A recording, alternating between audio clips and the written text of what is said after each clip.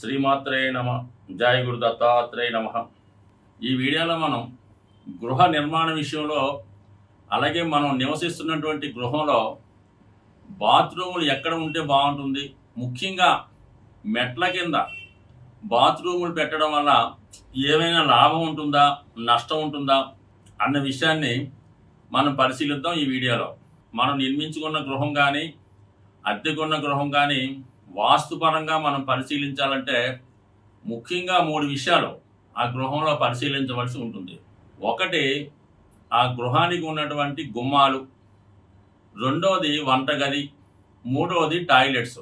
అసలు అతి ముఖ్యమైనటువంటి టాయిలెట్స్ ఉండకూడని చోట ఉంటే కంపల్సరీగా ఎంత గొప్పవాడైనా చివరికి జీరోకి రావడం అన్నది 100% జరుగుతుంటుంది. అంటే ఒక గృహంలో ఇండీసెంట్ బిహేవియర్ కారణం బాత్రూములు మాత్రమే.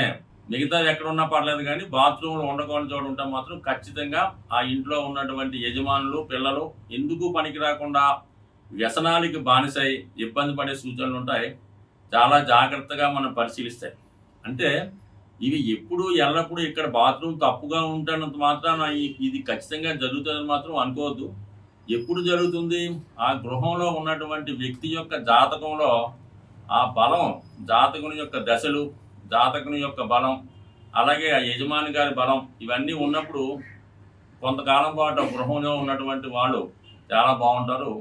ఎప్పుడైతే జాతకంలో ఉన్నటువంటి మంచి దశ అయిపోయిందో ఆటోమేటిక్గా మనకి అనుకూలంగా లేని దశ రావడం కానీ, చతుర్థ భావం మీద ఈ దుస్థానాధిపతులైనటువంటి పాపగ్రహాల దృష్టి ఉన్నప్పుడు ఆ దశలు జరిగినప్పుడు ఖచ్చితంగా మాత్రం ఆ గృహంలో ఉన్నటువంటి వారికి ఎవరికో ఒకరికి ఏదో ఒక దీర్ఘకాలిక వ్యాధి కానీ, లేదా నిరుద్యోగగానో, ఎందుకు పనికిరాని అసమర్థుడుగానో ఉండడం జరుగుతుంటుంది.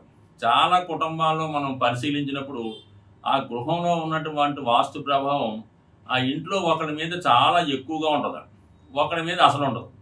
ఈ ఎక్కువగా ఉన్నవాడు చాలా వరకు రోగిష్టివాడుగానో, కొద్దిగా మతి స్థిమితం లేనివాడుగానో, ఎదుగుదల లేనివాడుగానో ఉండడం జరుగుతుంటుంది. అంటే మొత్తం ఆ గృహం యొక్క నెగిటివ్ ఎనర్జీ అంతా కూడా ఆ వ్యక్తి అనుభవించడం జరుగుతుంటుంది.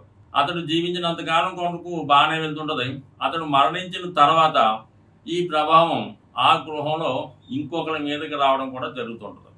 సో ఈ విధంగా గృహం యొక్క ప్రభావం ఎవరో ఒకరు అనిపిస్తుంటారు, కొంతమంది మంచి ఫలితాలు అనుభవిస్తుంటారు. సో ఈ విధంగా మనం చూసినప్పుడు ఒక గృహంలో తూర్పు వైపు అంతా కూడా యజమాని మీద, ఈశాన్య భాగం అంతా కూడా ప్రథమ సంతానం మీద, ఆగ్నేయం అన్నది 2వ సంతానం మీద, వాయువు అనేది 3వ సంతానం మీద ప్రభావం చూపించడం జరుగుతుంటుంది. సో ఇక్కడ మనం బాత్రూముల గురించి అనుకుంటున్నాం కాబట్టి చాలా వరకు ఈ ఇండిపెండెంట్గా గృహాలు నిర్మించుకున్న వాళ్ళు ఏం చేస్తుంటారంటే బయట నుంచి వచ్చిన వాళ్ళకో గెస్టులకో అవసరం ఉంటుందని మరి మెట్ల కింద ఒక బాత్రూమ్ నిర్మించడం జరుగుతుంటుంది. సో అది ఎట్టి పరిస్థితుల్లో కూడా ఉండకూడని చోటు మాట ఇది. దానివల్ల ఏంటంటే ముఖ్యంగా ఈ మెట్ల కింద బాత్రూమ్ వల్ల భార్యాభర్తల మధ్య కంపల్సరీగా విభేదాలు రావడం జరుగుతుంది. ఒక విధంగా ఎక్కువగా ఈ మెట్లు తూర్పు ఫేసింగ్ అన్నప్పుడు ఆగ్నేయంలో పెట్టడం జరుగుతుంటుంది.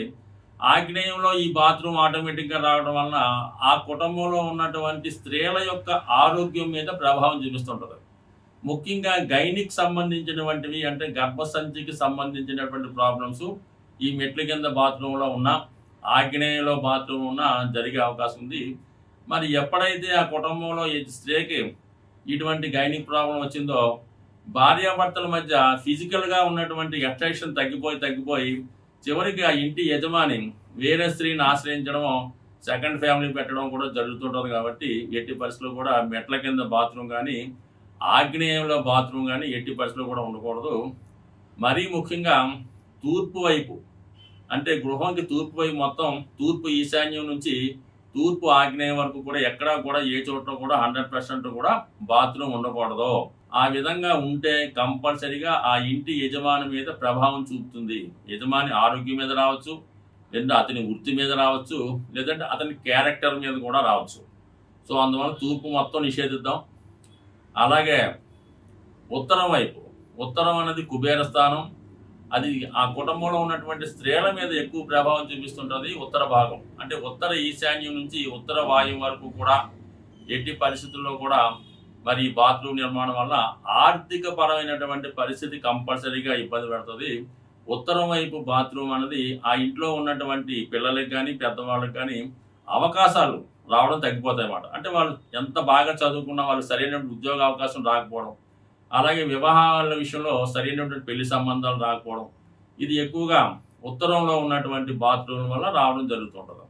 చాలామంది ఉత్తర వాయువులో అంటే మూలల్లో బాత్రూమ్ పెడుతుంటారు. అది కూడా చాలా వరకు మరి ఉత్తర వాయువు ఈ బాత్రూమ్ వల్ల ఈ ప్రేమ వివాహాలు వాయిదా పడ్డా కూడా ఇబ్బంది జరుగుతుంటుంది. అలాగే వచ్చినటువంటి అవకాశాలు కూడా రాకుండా ఇబ్బంది పడుతుంది.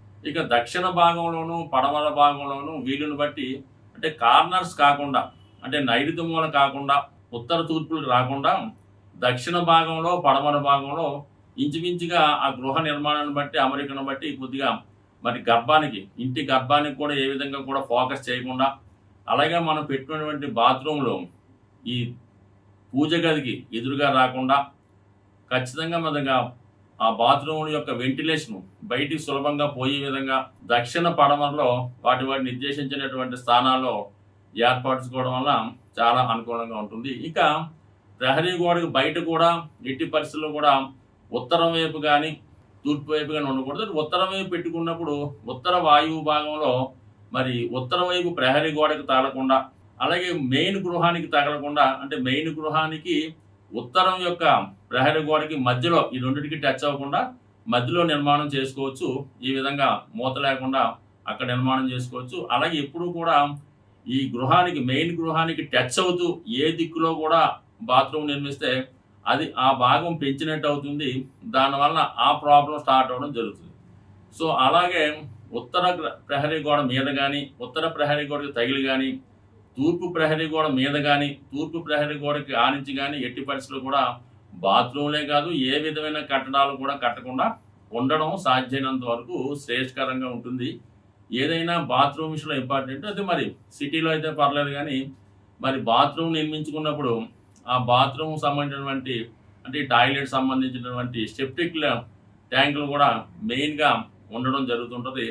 చాలామంది మెట్ల కింద బాత్రూమ్ కట్టి దాని కింద ఒక లోతైనటువంటి సొరంగం లాగా 8 తోరలు 6 తోరలు అక్కడే మనకి దాన్ని ఏమంటారంటే మన సెప్టిక్ ట్యాంక్ కూడా దాని కింద ఏర్పాటు చేయడం జరుగుతుంది. అంటే ఆగ్నేయంలో పెద్ద గొయ్య, దాంట్లో కూడా ఇదంతా కూడా ఈ వేస్ట్ అంతా అందులో వెళ్ళడం, ఇది కంపల్సరీగా ఆ గృహంలో ఉన్నటువంటి స్త్రీల మీద ప్రభావం చూపిస్తుంటారు. సో ఏదేమైనా ఈ సెప్టిక్ ట్యాంక్ విషయంలో కూడా చాలా జాగ్రత్తగా ఉండాలి.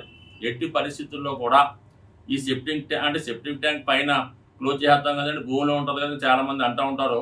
కానీ అది అనుభవించడానికి దాని యొక్క కష్ట సుఖాలు తెలియడం జరుగుతుంటుంది. సో ఇది ఎప్పుడు కూడా దక్షిణంలో కానీ పడమరలో కానీ సెప్టిక్ ట్యాంక్ రాకూడదు. 99% తూర్పులో కూడా అంత శ్రేయస్కరం కాదు. అందులో ముఖ్యంగా తూర్పు ఈశాన్యం కానీ తూర్పు ఆగ్నేయం కానీ కూడా అంత అనుకూలంగా ఉండదు. మరి కొంతమంది తూర్పులో కూడా అంత శ్రేయస్కరం కాదు.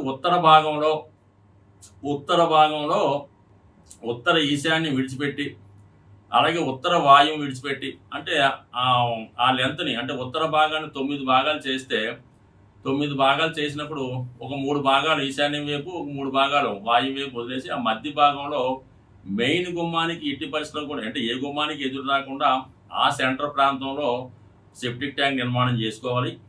ఆ సెప్టిక్ నిర్మాణం కూడా మనకి ఉత్తర వైపు గోడకు కానీ మెయిన్ బిల్డింగ్ కానీ తగలకుండా అది కూడా కరెక్ట్గా నిర్మించుకుంటూ దాన్ని స్లాబ్ కూడా భూమి లెవెల్ కరెక్ట్గా వేసుకొని అది కూడా ఎత్తు రాకూడదు. మళ్ళీ దాని మీద వేసినటువంటి స్లాబ్ మళ్ళీ ఎత్తుకొచ్చింది అనుకోండి, ఉత్తరం మళ్ళీ ఎత్తైనటువంటి దోషం తగ్గుతుంది. కాబట్టి మళ్ళీ భూమికి సమానంగా ఉంటూ ఇది చాలా అంటే గృహ నిర్మాణ విషయంలో కానీ మనం నివసిస్తున్న గృహంలో కానీ కంపల్సరీగా మరి ఈ టాయిలెట్స్ దానికి సంబంధించినటువంటి ట్యాంకులు ముఖ్యంగా ఇంపార్టెన్స్గా ఉంటాయి. కాబట్టి ఈ విషయంలో కొంత జాగ్రత్త అయితే ముఖ్యంగా ఏంటంటే ఈ టాయిలెట్స్ ఎక్కువ కూడా ఆరోగ్యం మీద ఉద్యోగం మీద ప్రభావం చూపిస్తుంటాయి. కాబట్టి మరి ఈ రెండు మానవునికి ఇంపార్టెంట్. కాబట్టి మరి మన ఇల్లు ఎంత కరెక్ట్గా పర్ఫెక్ట్గా ఉంటుందో ఆ ఇంట్లో ఉన్న వాళ్ళ అభివృద్ధి కూడా అంతే పర్ఫెక్ట్గా ఉంటుంది. స్వస్తి.